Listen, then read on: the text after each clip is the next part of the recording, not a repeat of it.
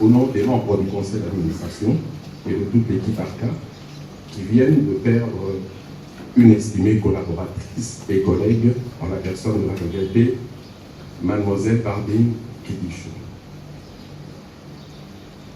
La nouvelle de sa disparition nous est tombée comme un coup de massue sur la tête. En effet, personne n'a... Aussi,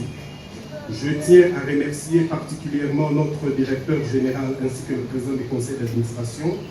et toute personne ici présente qui a rehaussé de sa présence la dite cérémonie au fin de dire adieu à notre regretté collègue Barbine. Cela étant, il est donc opportun de relever que Barbine était compté parmi les rangs des personnes qui avaient l'accoutumance de mettre en avant en ces moments de prétention où ne parle seul que la calmie, avant de prononcer les mots d'adieu. Je préférerais m'acquitter au préalable d'une grandiose obligation divine qui est de rendre gloire à Dieu, maître des temps et des circonstances, qui a permis que cette situation tombe. Monsieur le président du conseil d'administration, monsieur le directeur général de l'AFCA,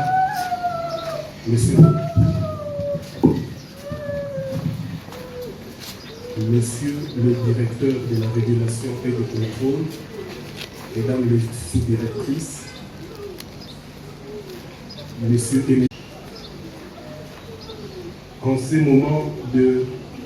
prétention où ne parle seul que la calmie, avant de prononcer les mots d'adieu, je préférerais m'acquitter au préalable d'une grandiose obligation divine qui est de rendre gloire à Dieu, maître des temps et des circonstances, qui a permis que cette situation tombe. Naebisi yo joli naebisi yo ezali kambo mwana oyo abeli filo ayebisi nga kaka alobi oyo amoni loka mafuta aopakola elingi ye te pasi bapa change mafuta nzoki ezalaki wana deyasi bazwaki mwana babwakele biloko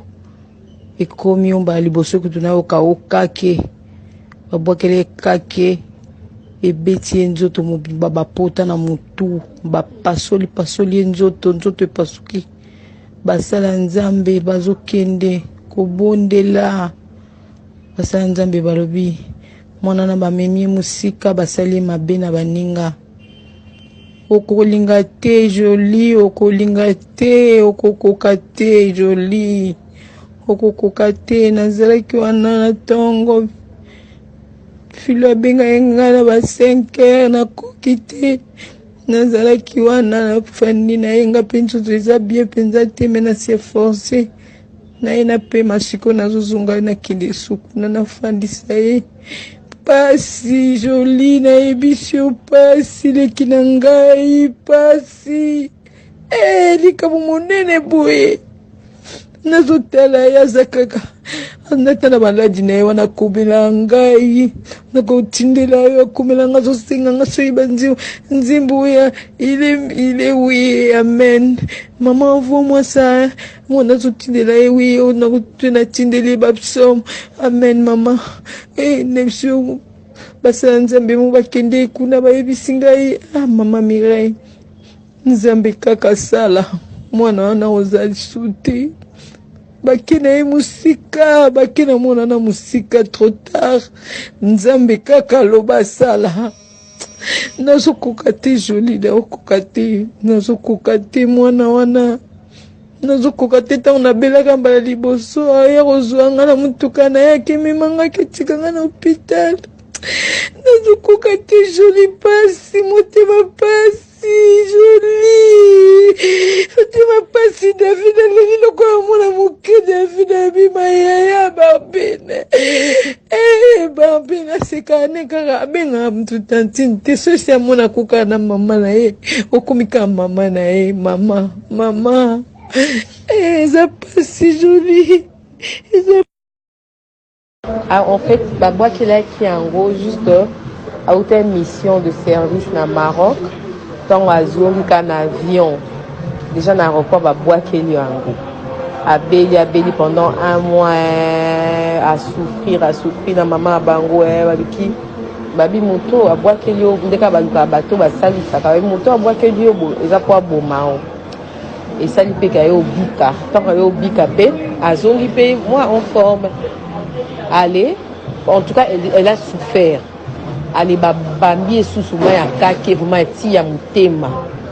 des temps ba beti su yango beti su ça ah maman ta biloko ngo komo zonga su na nzoto parce que biloko bando bien na nzoto comme nzoto lokola ngando dans nzoto comme ba paillette comme omoni maman biloko fiancé na ekota zena poto aye kotala ye mariage na fallait prédote na fallait za lelo londe ba bouquet date après d'autres na ali ba sabasali ba prière ba kene ba hôpital donc fanabi mukola kufaki fiancé na yaki ba beau-père na ba yaki mais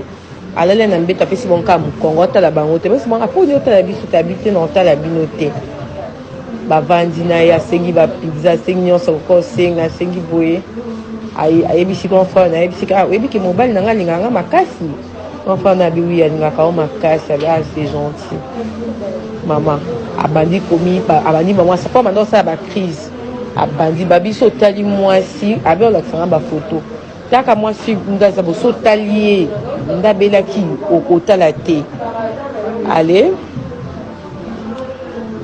confort nae tanga baluki na bandi ko ça ba crise so ça crise azo milia hein en milia minu en milia ba crise neza ya mabe en milia le lemo donc ça ba crise mo ya makasi asilika so sa crise ba mona ka boye asali crise ala donc ba bien asika atiko ça la crise ala donc crise doit ça kana ndeza ki crise alibela depuis 16 heures asali crise à Kofi ba bandi ko réanimer docteur abi Kofi maman bon abi Kofi te ba ken va street ba bioza kana biso te boke na ngalimba ken ngalimba ba abi Kofi maman bon abi Kofi ta zui corps akena mo pa mutombo na église ayaki en plein culte babimisi pasteur atini bato babi akufi maman abi akufite depuis 16 heures maman tambo na corps à moi na nae akena ngo babi kena l'église moi na limita ke babi akufi ya akufite akena maman mutombo dit que maman na tamboli na corps ti 22 heures azom na suti na ndako abi moi na akufite ba sambeli tomba osabela moni misule fungwani allez et là mi se fungwami ka boye allez ti ba 23 heures ba yo comprendre que maman qu'il faut te retirer na mort depuis 16 heures je te dis tika au kokate c'est tellement triste que autant moi na mukie 28 ans azolinga bana na ye auto bana ba misala na ye kala mingi te ah c'est tellement triste que ah faut ka kosambela po na ebité.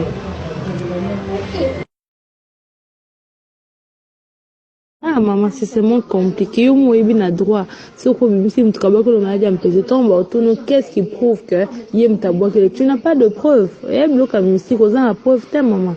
et puis jalousie ko banda bazaki balinga po babi na cheke mingi na statut na WhatsApp awachaka chaka fiango eto azo mnyingo kuna ape clair boy et au sala que na me barbine a azoki promotion na msala ya azoki promotion na msala au sana juillet ka à la fin juillet ndakende Maroc na otumbole kutu ndakende Maroc wana eto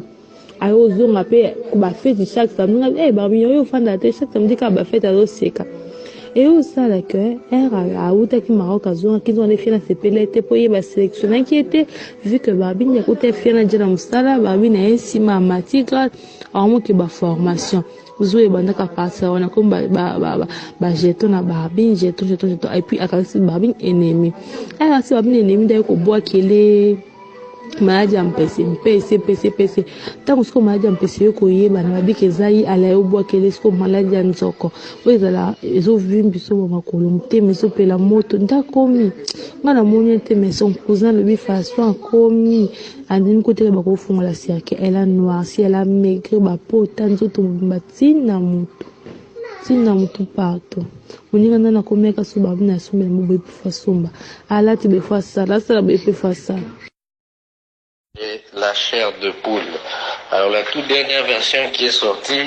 c'est que Barbine en fait a commencé d'abord par développer la lèpre, ce qu'on appelle maladie MPC. Ensuite, elle a commencé à avoir de la rétention d'eau, des plaies, tout ça, qu'on appelle ça maladie Anzoko. Et elle aurait été frappée par la foudre lors de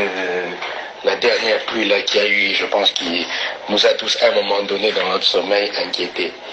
Alors, il semblerait que sa famille, dans le plus grand désarroi, a fait venir des scientifiques, guérisseurs, qui sont arrivés et qui ont dit qu'écoute, la personne qui est en train de te faire ça s'appelle Sheila. Donc, il semblerait que Barbine ait vu l'ascenseur social et professionnel, alors que d'un autre côté, Sheila est restée dans la position qu'elle avait. Bon, maintenant, est-ce que c'est vrai? Je ne sais pas. Mais en tout cas, ça c'est une source plus ou moins officielle et concordante. Je vous remercie. Mama, natindeli yo ba voice ya mwasi anakufa na Kishasa wana. Pede mwabu na Kishasa mtoto tindila ah, c'est tellement triste. Mokilo na ebite mbatu bakuma mitema mabe. Motema mabe yango ya nini? Soki muninga aza bien, pourquoi chaque chose a son temps? Tobota maka mukolo moko te, jalousie pona nini koki kosala tina kolongola muninga na mokili. Pourquoi? Après tu gagnes quoi? Midi moi bato belé zolela mutu moko après yo siko place ovandi ozwe kimia. Ah nzambe. En tout cas naebe moi sango ti message nga pasi, sel nga nzoto malili na bangi pe muki.